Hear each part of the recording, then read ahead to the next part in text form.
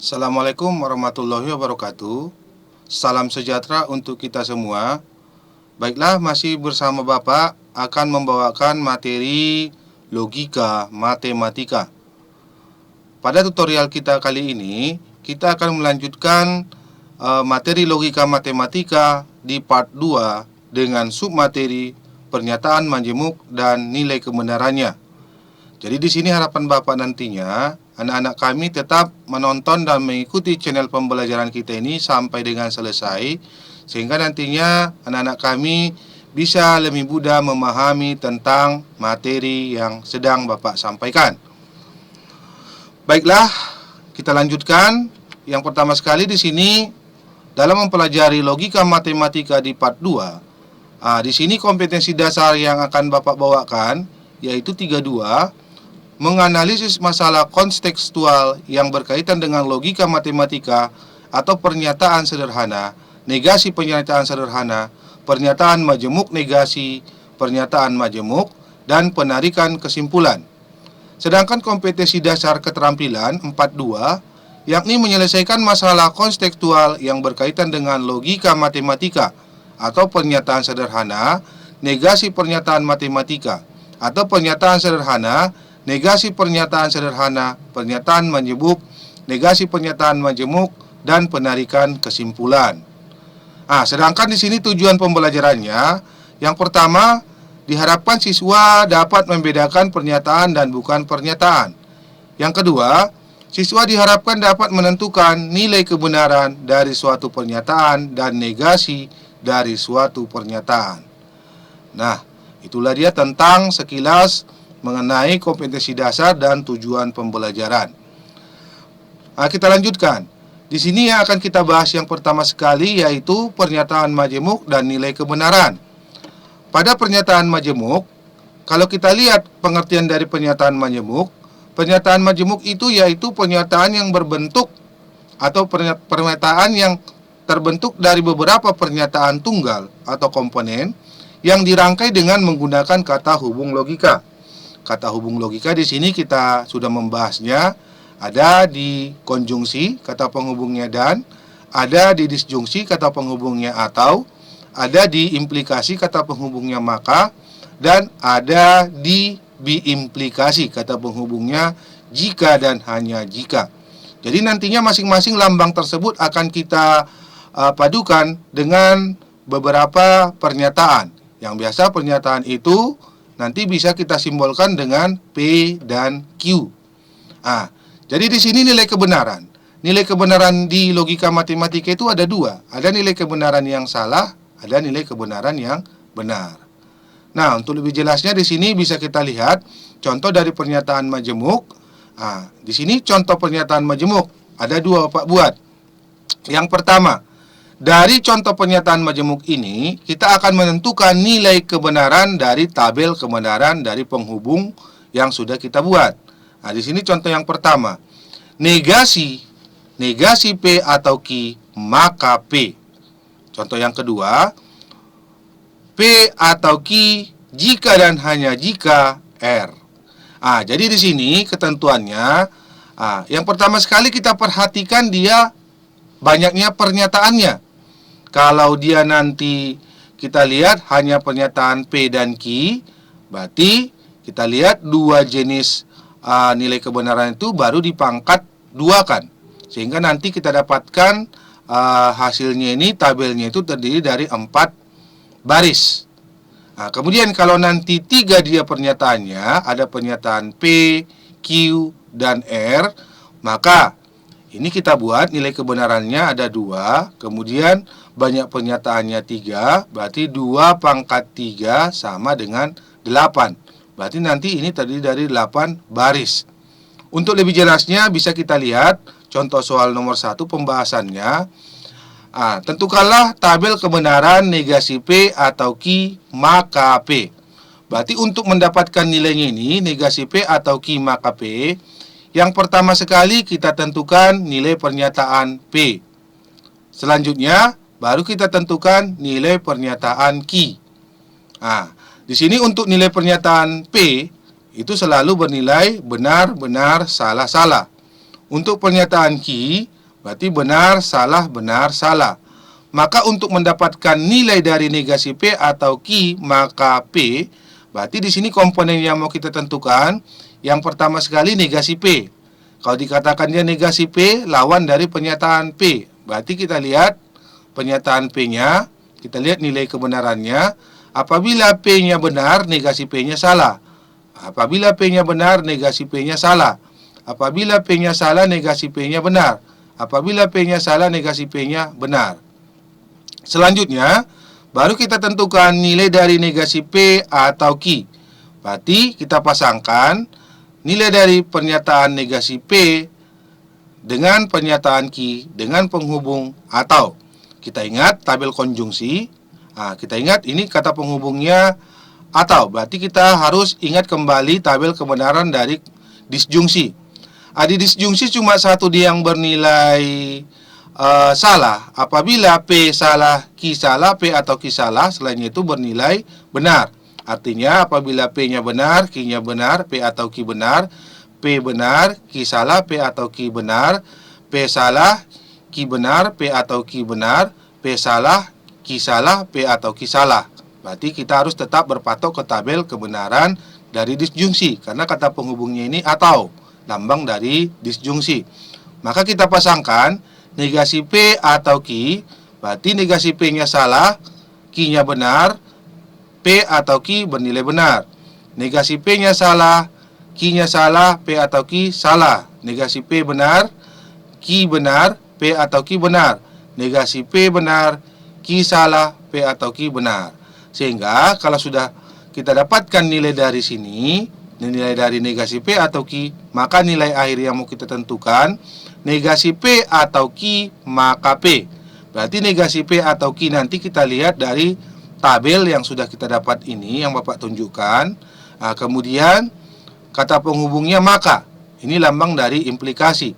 Berarti di implikasi kita ingat apabila P benar, Q salah, P atau Q bernilai benar. Coba kita lihat di sini. Kita pasangkan negasi P atau Q. Kita pasangkan dengan P. Negasi P atau Q benar, P benar, maka negasi P atau Q maka P benar. Berarti kita lihat lagi. Negasi P atau Q salah, P benar, berarti negasi P atau Q maka P benar. Kemudian negasi P atau Q benar, kemudian P-nya salah, maka negasi P atau Q maka P salah. Selanjutnya, negasi P atau Q benar, P salah, maka negasi P atau Q maka P salah. Nah, untuk nilai pertanyaan tadi kita dapatkan nilai tabel kebenaran negasi P atau Q maka P, kita dapatkan nilainya benar, benar, salah, salah. Sepertinya dia cara menyelesaikan dari contoh soal yang pertama. Nah, kalau masih kurang, masih ada di contoh soal yang kedua. Di contoh soal yang kedua yang mau kita tentukan tabel kebenarannya P atau Q jika dan hanya jika R. Berarti jika dan hanya jika ini kata penghubung dari B implikasi. Ingat, B implikasi dua yang bernilai benar, dua yang bernilai salah. Artinya apabila kedua pernyataan itu nilai kebenarannya sama, maka kita tentukan hasil dari nilai kebenarannya tersebut bernilai benar. Apabila berbeda, maka salah. Nah, kita lihat di sini pernyataannya untuk contoh soal yang kedua. Ada pernyataan P, ada pernyataan Q, ada pernyataan R. Maka nanti tabel kebenarannya ini terdiri dari 8 baris. Karena dia nilai kebenaran itu 2, yaitu benar salah. Kemudian pernyataannya ada 3, berarti 2 pangkat 3 sama dengan 8. Nah, yang pertama untuk pernyataan P, yang 8 itu kita bagi 2. Berarti kita bagi 2, 4 bernilai benar, kemudian 4 bernilai salah. Untuk pernyataan Q, pernyataan Q ini itu nilai pernyataan P kita bagi 2 lagi, berarti 4 dibagi 2 dapat 2 di sini.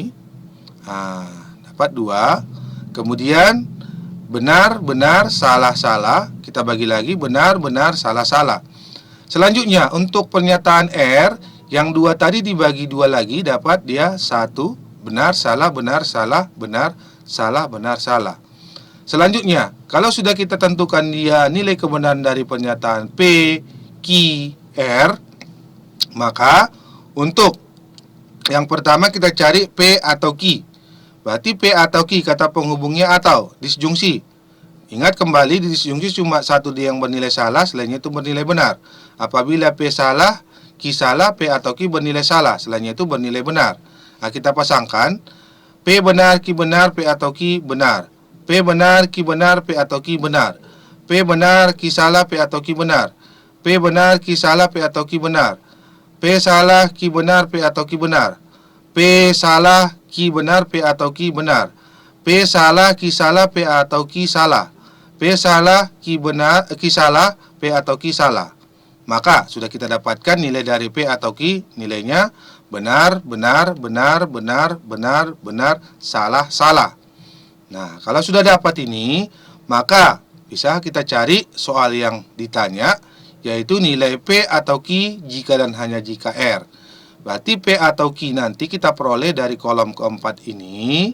Kemudian untuk R kita lihat kolom dari R, kemudian kata penghubungnya jika dan hanya jika.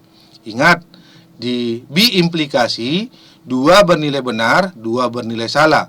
Apabila dikatakan dia benar, apabila kedua pernyataannya itu nilai kebenarannya sama, kemudian apabila dia berbeda, maka nilai kebenarannya itu salah.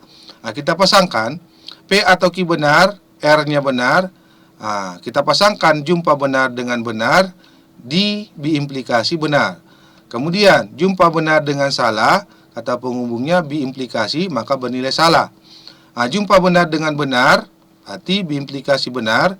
Jumpa benar dengan salah, berarti salah. Jumpa benar dengan benar, berarti benar. Jumpa benar dengan salah di B implikasi salah. Jumpa salah dengan benar, B implikasi salah. Jumpa salah dengan salah, B implikasi benar. Nah, seperti inilah dia cara menyelesaikan tabel kebenaran dari pernyataan majemuk.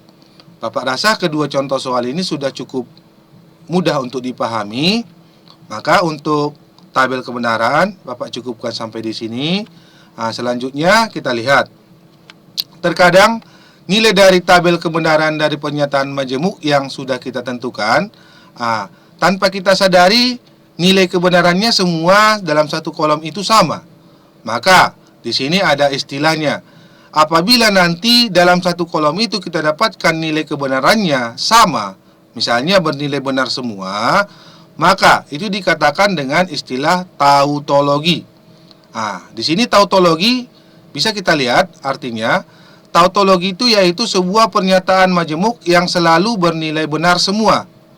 Dapat kita lihat dari contoh yang sudah Bapak sajikan ini. Di sini kita lihat nilai P benar, benar, salah, salah. Nilai Q benar, salah, benar, salah. Maka kita pasangkan P maka Q. Maka di sini kita dapatkan benar jumpa dengan benar di B implikasi benar. Kemudian jumpa benar dengan salah, implikasi salah.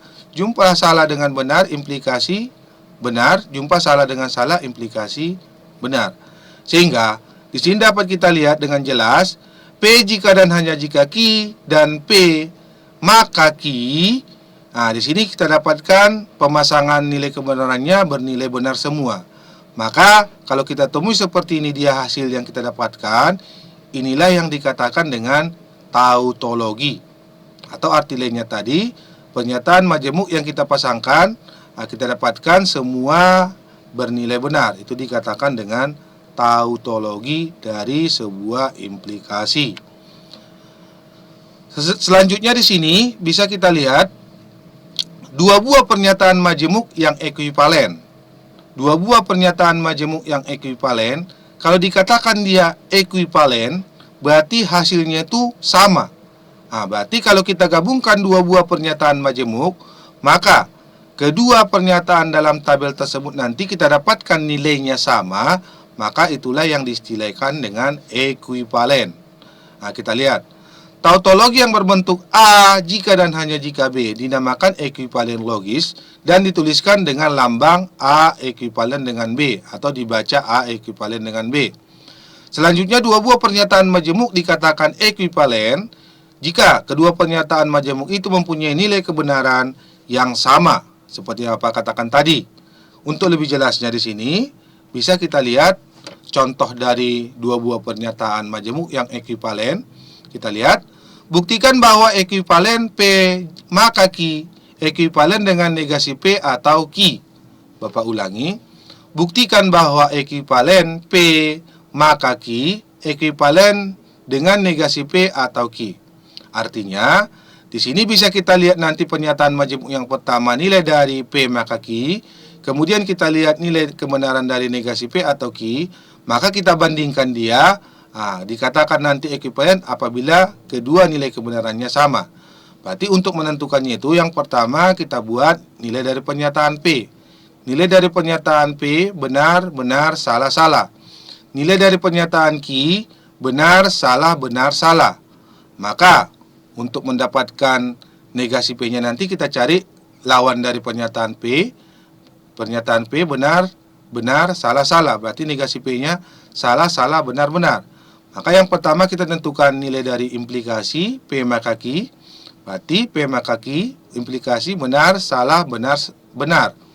Kemudian negasi P atau Q, kita pasangkan negasi P dengan pernyataan Q, kata penghubungnya atau.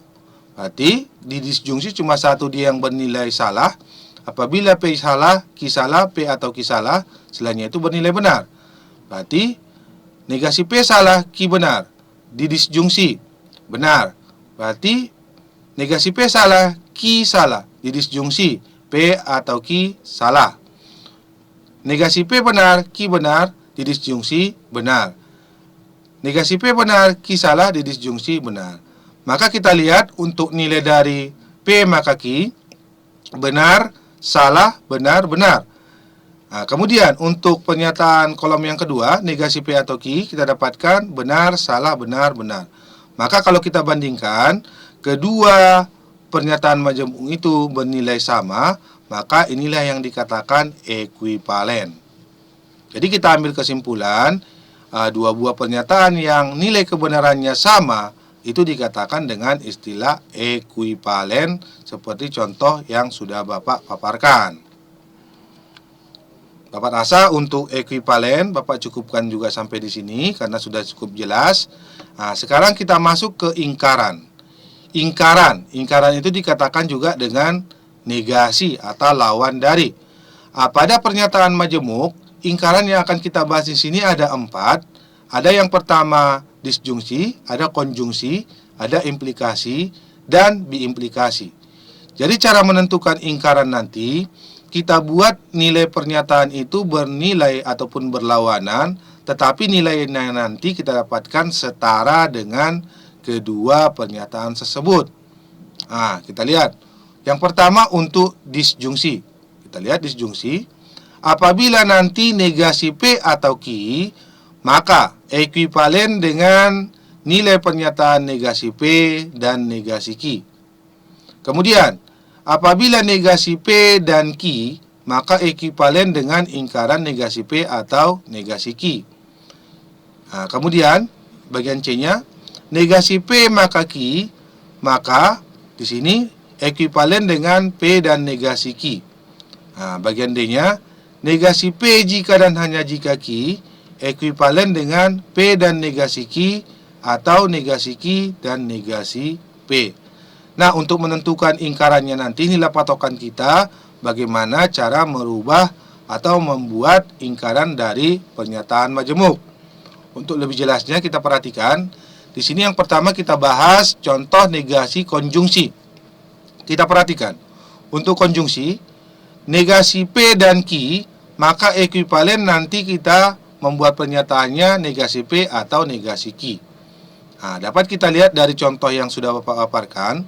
Tentukanlah negasi atau ingkaran dari pernyataan-pernyataan di bawah ini. Kita lihat bagian A. Bogor hujan lebat dan Jakarta tidak banjir. Berarti di sini ciri khas dari konjungsi kata penghubungnya dan. Di contoh bagian B, hari ini tidak mendung dan Budi membawa payung. Kedua contoh ini akan kita paparkan bagaimana nanti cara membuat negasi atau ingkaran dari konjungsi. Berarti kita bahas yang pertama. Bogor hujan lebat dan Jakarta tidak banjir. Bogor hujan lebat dan Jakarta tidak banjir. Berarti yang pertama sekali, pernyataan tersebut kita bagi dua sehingga nanti ada pernyataan P dan pernyataan Q. Ingat, pembatas dari pernyataan ini kata penghubung dari konjungsi tersebut. Berarti di sini kata penghubungnya dan. Berarti untuk pernyataan P, Bogor hujan lebat. Untuk pernyataan Q, Jakarta tidak banjir.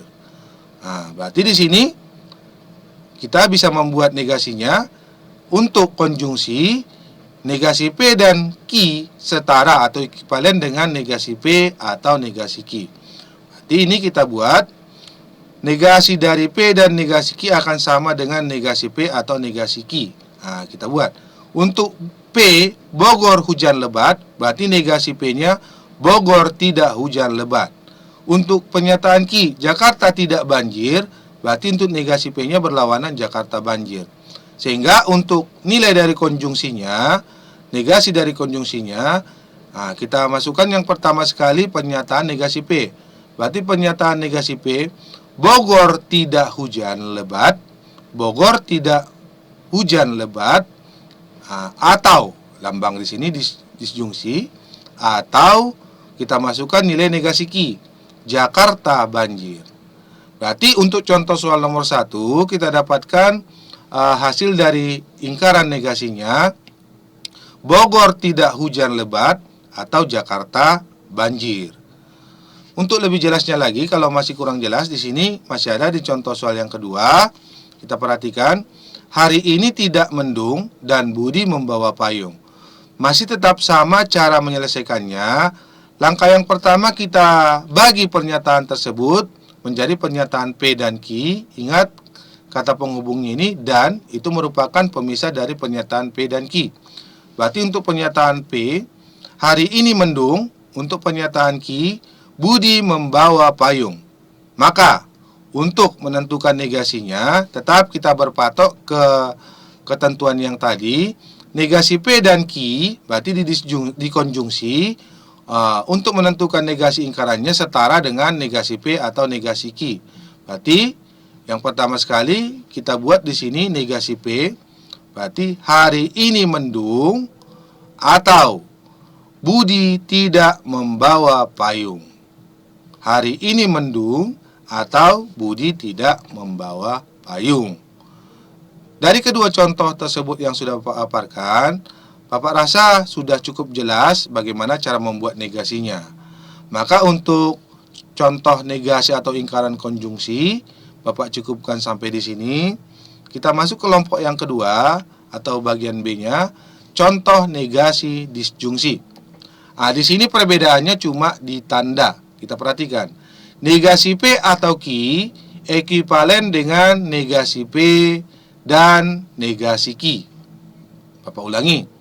Untuk disjungsi, negasi P atau Q ekivalen dengan negasi P dan negasi Q. Kita lihat dari contoh soalnya. Tentukanlah negasi atau ingkaran dari pernyataan-pernyataan di bawah ini. Bagian A, Bogor hujan lebat atau Jakarta tidak banjir. Bagian B, hari ini tidak mendung atau Budi membawa payung. Kita bahas untuk contoh soal A. Kita misalkan pernyataan tersebut kita bagi dua menjadi dua pernyataan P dan Q. Kata penghubungnya pemisah dari pernyataan tersebut. Atau berarti untuk pernyataan P, Bogor hujan lebat. Untuk pernyataan Q, Jakarta tidak banjir. Maka untuk menentukan hasil negasinya nanti, kita tentukan negasi dari pernyataan masing-masing. Apabila P Bogor hujan lebat, maka negasi P Bogor tidak hujan lebat. Apabila Q Jakarta tidak banjir, negasi Q Jakarta banjir. Maka untuk menentukan nilai dari negasi disjungsi, kita masukkan nilainya negasi P dan negasi Q. Berarti negasi P-nya Bogor tidak hujan lebat dan Jakarta banjir. Bogor tidak hujan lebat dan Jakarta banjir. Untuk lebih jelasnya, kalau masih kurang, masih ada di contoh bagian B, kita perhatikan. Untuk bagian B, hari ini tidak mendung atau Budi membawa payung. Hari ini tidak mendung atau Budi membawa payung. Tetap sama seperti yang tadi, kedua pernyataan itu kita pisahkan menjadi pernyataan P dan Q. Kita pisahkan dia menjadi pernyataan P dan Q. Berarti untuk pernyataan P-nya, hari ini tidak mendung. Untuk pernyataan Q-nya, Budi membawa payung. Selanjutnya pernyataan tersebut kita cari negasinya. Untuk pernyataan P, hari ini tidak mendung, negasi P, hari ini mendung. Untuk pernyataan Q-nya, Budi membawa payung, berarti negasi Q-nya, Budi tidak membawa payung. Sehingga untuk menentukan nilai dari lingkaran konjungsi, di sini kita lihat, Bapak ulangi, untuk nilai dari negasi atau lingkaran disjungsi, kita ingat kembali rumusnya, negasi P dan negasi Q. Berarti kita bentuk dia pernyataannya negasi P, hari ini mendung dan Budi tidak membawa payung. Hari ini mendung dan Budi tidak membawa payung. Untuk contoh soal negasi di sini Bapak cukupkan sampai di sini. Kita lanjutkan ke yang ketiga, yaitu negasi implikasi. Untuk menentukan negasi dari implikasi, kita misalkan negasi P maka Q, maka ekuivalen dengan P dan negasi Q. Nah, di sini kita lihat contoh soalnya. Bagian A, jika Jenny adalah siswa yang pintar, maka dia memiliki hobi membaca. Jika Jenny adalah siswa yang pintar, maka dia memiliki hobi membaca. Nah, contoh bagian B, jika Andi seorang guru, maka dia punya siswa. Maka yang pertama di sini kita bahas bagian A, tetap sama. Kita pisahkan pernyataan P dan Q. Ingat, pemisah dari pernyataan kata penghubungnya. Kalau diimplikasi di sini kata penghubungnya maka untuk pernyataan P, Jenny adalah siswa yang pintar. Kemudian untuk pernyataan Q, dia memiliki jiwa membaca. Maka yang perlu kita tentukan di sini cuma negasi Q. Berarti kalau pernyataan Q-nya dia memiliki jiwa membaca, maka negasi Q-nya dia tidak memiliki jiwa membaca. Sehingga kita susun dia pernyataannya untuk implikasi. Di sini kita dapatkan rumusnya P dan negasi Q. Berarti kita masukkan nilai dari P. Jika Jenny adalah siswa yang pintar, dan dia tidak memiliki hobi membaca. Jika Jenny adalah siswa yang pintar dan dia tidak memiliki hobi membaca.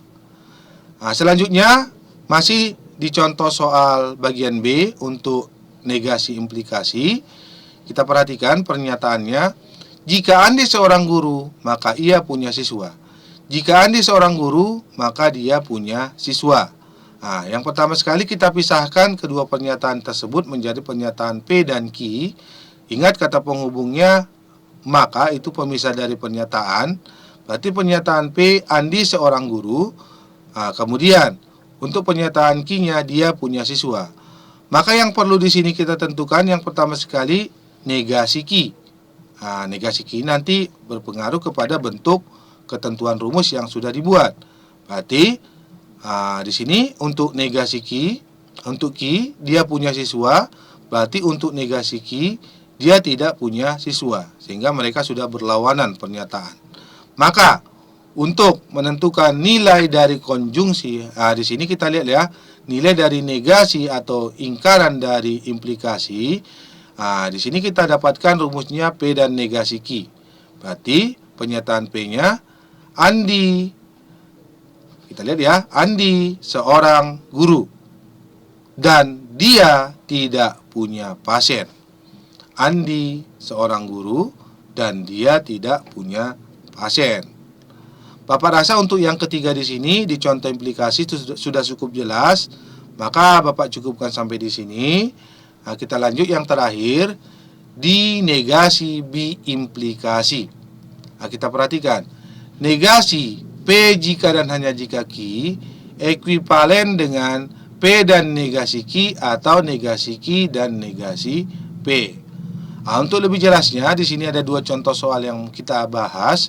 Yang bagian A, Jenny adalah siswa yang pintar jika dan hanya jika dia memiliki hobi membaca. Bagian B, Andi seorang guru jika dan hanya jika dia punya siswa. Baiklah, yang pertama di sini kita bahas, Jenny adalah siswa yang pintar jika dan hanya jika ia memiliki hobi membaca. Tetap sama, langkah yang pertama di sini kita tentukan pernyataan P dan Q kita pisahkan. Pemisah dari pernyataan tersebut kata penghubung jika dan hanya jika. Berarti pernyataan P-nya di sini Jenny adalah siswa yang baru. Pernyataan Q-nya di sini dia memiliki jiwa membaca. Sehingga di sini yang pertama sekali kita tentukan negasi dari kedua pernyataan lawannya. Apabila pernyataan yang kita dapatkan di sini, kita lihat ya, P-nya Jenny adalah siswa yang pintar, maka untuk negasi P, Jenny adalah bukan siswa yang pintar karena mereka sudah berlawanan. Kemudian untuk pernyataan Q, dia memiliki jiwa membaca. Untuk pernyataan Q, dia tidak memiliki hobi membaca. Nah, di sini dapat kita tentukan nilai dari B implikasinya dengan memakai rumus. Di sini sudah jelas Bapak buat P dan negasi Q. Berarti kita masukkan nilai pernyataan P. Pernyataan P, Jenny adalah siswa yang pintar. Dan kita masukkan nilai dari pernyataan Q, siswa atau tidak punya siswa. Selanjutnya kita masukkan negasi Q dan negasi P. Negasi Q dan negasi P. Dia tidak punya siswa. Dan Andi bukan seorang guru. Kita lihat ya, untuk contoh soalnya. Untuk contoh soal dari yang ketiga, Jenny adalah siswa yang pintar. Ini pernyataan P. Dan dia tidak memiliki hobi membaca. Atau dia tidak memiliki hobi membaca dan Jenny adalah bukan siswa yang pintar. Bapak ulangi. Jenny adalah siswa yang pintar dan dia tidak memiliki hobi membaca. Atau dia tidak memiliki hobi membaca dan Jenny adalah bukan siswa yang pintar. Nah, kalau masih kurang, masih ada contoh bagian B. Kita misalkan pernyataannya tadi, Andi seorang guru jika dan hanya jika dia punya siswa. Berarti kita pisahkan, Andi seorang guru, pernyataan P, kemudian Q, dia punya siswa. Berarti negasi P-nya Andi bukan seorang guru, pernyataan negasi Q-nya dia tidak punya siswa. Sehingga di sini kita masukkan nilainya tadi P dan negasi Q. Berarti Andi seorang guru dan dia tidak punya siswa. Atau dia tidak punya siswa dan Andi bukan seorang guru. Bapak rasa dari penjelasan negasi atau ingkaran dari yang pertama, yakni konjungsi, disjungsi, implikasi, biimplikasi, sudah cukup jelas. Kalaupun masih ada yang kurang jelas, silakan anak-anak kami bertanya di kolom komentar dengan memakai bahasa yang baik dan sopan. Bapak rasa untuk negasi atau ingkaran pernyataan majemuk Bapak cukupkan sampai di sini. Kita lanjut selanjutnya di sini kuantor universal. Kalau dikatakan dia universal berarti artinya menyeluruh atau arti lain semua. Kita perhatikan. Kita misalkan ada sebuah himpunan, yang ini himpunan semesta, dengan anggota B disimbolkan dengan tanda coklat, kemudian himpunan A disimbolkan dengan tanda kuning. Maka dari gambar ilustrasi yang dibuat di atas, pernyataan berkuantor ini dapat diartikan beberapa A adalah B. Artinya beberapa anggota dari himpunan A itu masuk ke anggota himpunan B. Artinya sekurang-kurangnya ada sebuah X elemen dari A, maka X elemen dari B. Dari gambar di atas dapat kita lihat contoh soalnya. Beberapa kuda berwarna coklat. Beberapa kuda berwarna coklat. Berarti beberapa menyatakan ada beberapa kuda berwarna coklat. Maka kalau kita buat nilai ekuivalennya sama dengan sekurang-kurangnya ada sektor kuda yang berwarna coklat. Artinya sekurang-kurangnya ada kuda yang berwarna coklat. Pada bilangan berkuantor di sini dibagi atas dua, ada kuantor universal, ada kuantor esensial. Yang pertama di sini kita bahas kuantor universal. Kalau dikatakan dia kuantor universal, di sini dia memakai kata semua. Kita lihat, semua mahasiswa semester 1 pandai. Kata semua di sini merupakan kuantor universal. Berarti kalau kita temui dia kuantor universal, ciri khasnya dia memakai pernyataan umum, secara umum. Berarti bisa kita lihat lambang dari kuantor universal. Lambang dari kuantor universal seperti huruf A terbalik. Di sini bisa dibaca untuk semua X berlaku PX. Artinya untuk semua nilai dari X berlaku fungsi dari X. Atau bisa juga dibaca untuk semua X anggota dari S berlaku PX. Itu dia pembahasan tentang kuantor universal. Selanjutnya, yang kedua di sini ada kuantor eksistensial. Kuantor eksistensial, di sini ciri khasnya yaitu memakai kalimat beberapa, berarti sebahagian. Kemudian beberapa mahasiswa stay pandai, artinya beberapa mahasiswa stay pandai, ada yang pandai, ada yang tidak pandai. Maka ini dapat kita buat beberapa atau merupakan kuantor esensialnya. Kalau dikatakan dia eksistensial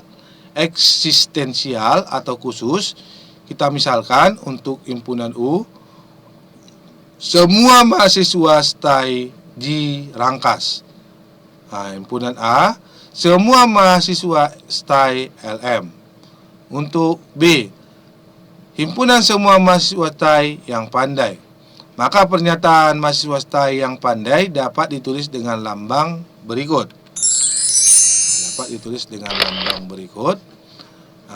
Kita lihat ya, untuk eksistensial seperti huruf E terbalik, ini dibaca beberapa dari X melupakan X elemen dari A dan X elemen dari B.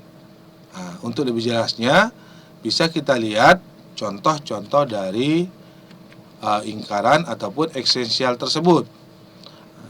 Beberapa mahasiswa stay yang pandai atau sekurang-kurangnya ada seorang mahasiswa stay yang pandai. Berarti kita ambil kesimpulan untuk kuantor itu dibagi atas dua, ada kuantor universal yaitu pernyataan secara umum, kemudian kuantor eksistensial yaitu kuantor atau pernyataan secara khusus. Masing-masing tadi sudah Bapak perkenalkan bagaimana lambang kuantor tersebut, yakni untuk kuantor universal dia seperti huruf A terbalik, untuk kuantor eksistensial dia seperti huruf E terbalik. Di sini bisa kita lihat dengan jelas nantinya bagaimana cara menentukan ingkaran dari pernyataan berkuantor universal. Jadi nanti caranya kita membuat perlawanan dari pernyataan tersebut. Kita misalkan, negasi untuk semua X, PX, ekuivalen dengan ada himpunan X ataupun beberapa himpunan X negasi PX. Bisa kita lihat, ingkaran dari bentuk semua X yang berlaku PX ekuivalen dengan ada X yang bukan P. Untuk lebih jelasnya di sini bisa kita lihat pernyataan semua himpunan X elemen dari real X ditambah 7 sama dengan 4. X ditambah 7 sama dengan 4 ini merupakan pernyataan salah. Maka kita buat ingkarannya dengan menggunakan hubungan, yaitu negasi semua himpunan X elemen dari real, X ditambah 7 sama dengan 4, X tambah 7 sama dengan 4, sehingga nanti kita dapatkan dengan menggunakan esensial dari kuantor tersebut. Berarti kita dapatkan semua, dia akan berlawanan dengan memakai kata ada atau beberapa. Berarti di sini semua X elemen dari real, X tambah 7 sama dengan 4. Ekuivalen dengan beberapa X, ekuivalen dengan R, X tambah 7 sama dengan 4. Di sini kita lihat ingkaran pernyataan berkuantor eksistensial, cuma beda tanda. Kita perhatikan, negasi ada beberapa X, fungsi X sama dengan ekuivalen dengan beberapa himpunan X, negasi PX. Di sini dapat kita lihat cara membacanya itu, ingkaran dari ada X yang berlaku untuk PX ekuivalen dengan untuk semua X yang bukan PX. Untuk lebih jelasnya kita lihat contoh soalnya. Beberapa himpunan X elemen dari real, X ditambah 4 sama dengan 1 merupakan pernyataan yang benar. Maka untuk menentukan himpunan penyelesaiannya dapat kita lihat negasi ada beberapa X elemen dari real, X tambah 4 sama dengan 1. Sehingga di sini ekuivalen dengan semua himpunan X elemen dari real, X tambah 4 tidak sama dengan 1. Untuk pembahasan ingkaran dari pernyataan berkuantor, eksistensial, dan universal sudah cukup jelas. Di sini dapat kita lihat dengan jelas dengan tabel yang sudah Bapak buat. Pernyataan berkuantor, kalau dikatakan dia pernyataan berkuantor, lambangnya seperti huruf A terbalik. Ini dibaca semua X adalah Y. Kemudian untuk membuat ingkarannya, apabila kita temui lambang dari berkuantor universal, maka ingkarannya kuantor eksistensial. Sehingga untuk semua X dan Y lawannya beberapa X bukan Y, atau tidak semua X adalah Y. Kebalikannya, kalau kita temui berkuantor eksistensial, dibaca beberapa X adalah Y, maka untuk ingkarannya kita buat semua X bukan Y atau tidak ada X yang merupakan Y, atau jika X dan X maka X bukan Y. Di sini bisa kita lihat bagaimana contoh-contoh ingkaran pernyataan berkuantor supaya lebih jelas. Ingkaran pernyataan berkuantor di sini diingat negasi semua X fungsi PX ekuivalen dengan beberapa X negasi PX. Ketentuan yang kedua, negasi ada beberapa X PX ekuivalen dengan semua X negasi PX. Untuk lebih jelasnya di sini sudah Pak buat contohnya. Untuk pernyataan P, semua mahasiswa semester 1 rajin belajar. Berarti semua mahasiswa semester 1 rajin belajar. Berarti semua rajin belajar. Maka kita buat negasinya lain dari semua itu berlawanan. Maka kita buat dengan ingkaran berkuantor eksistensial. Maka untuk semua kita buat berlawanan menjadi ada. Berarti ada yang rajin, ada yang tidak rajin. Berarti mereka sudah berlawanan. Berarti negasi P-nya di sini ada mahasiswa semester 1 yang tidak rajin belajar. Selanjutnya, contoh yang kedua, Ki, ada mahasiswa semester 1 yang rumahnya di Kelapa Gading. ada mahasiswa semester 1 yang rumahnya di Kelapa Gading, maka untuk membuat ingkaran pernyataan berkuantornya, maka untuk ada lawannya semua.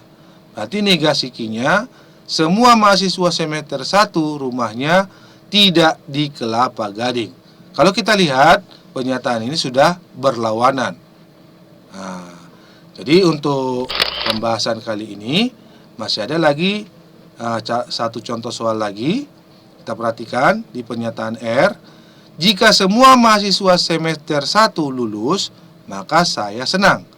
Jika semua mahasiswa semester 1 lulus, maka saya senang. Maka untuk membuat ingkaran pernyataan berkuantornya, bisa kita tetap memakai kata semua dengan menambahi kata tidak. Berarti semua mahasiswa semester 1 lulus dan saya tidak senang. Berarti pernyataan ini sudah berlawanan dengan pernyataan R semula. Atau bisa juga dibuat negasi atau ingkarannya, semua mahasiswa semester 1 lulus tetapi saya tidak senang.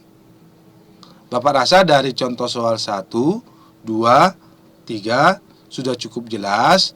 Maka untuk penjelasan tutorial pembelajaran kita logika matematika di part 2 ini Bapak cukupkan sampai di sini.